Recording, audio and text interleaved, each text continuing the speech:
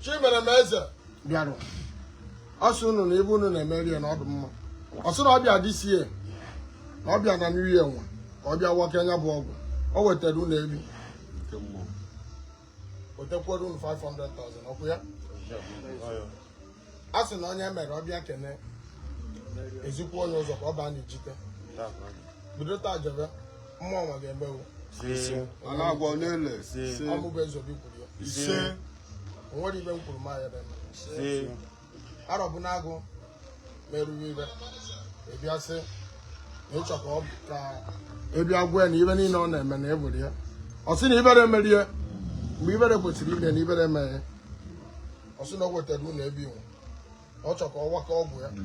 na ọ wakesị onye bụ ọgwụ ka nke bụ ego na-abịa ebe iji Eze Obi ụbịa ịgba ọma ka ị ga-eji na 2024 onye ji nkọcha bịa nkọcha ka ọ ga-eji gaa na ọmụbụ Eze Obi gburu ya ebe ị na-eme abịgo mma ọnwa na-emere m ibe mma agwụ okwu na ụdị ọnụ ọ na-anụ mgbasara ya okwu ọ ga-emere gị ibe ka dọrọ ọgwụ ego ị nweta ebe ego aka ji anya moto na ego eji arụ obere ụlọ ị ka ga-abụ nke bụ ego ị ga-ejere họtel ị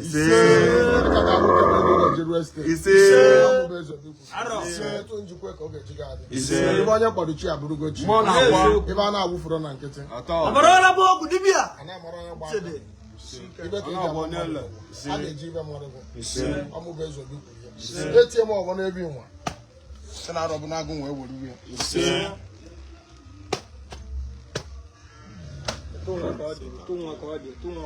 tie mma ozugbo a na-agwọ n'ele Eze Obi nwere ọgwụ ị nwere ebube nwa ọbara ọla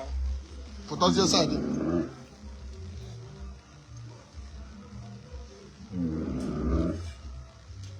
the last hope of a common man.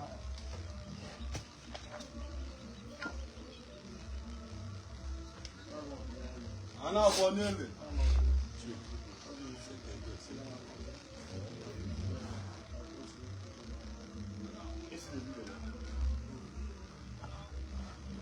oke ife The happiness of a common man.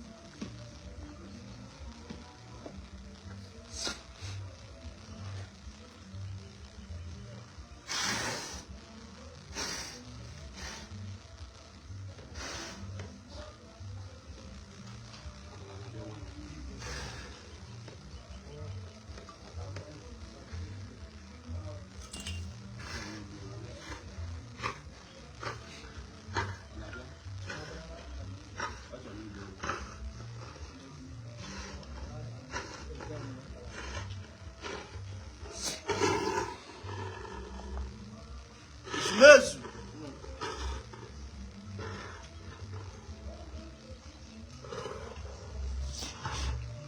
ma ọ na-enife n'oke ife kwuru na-enye 2024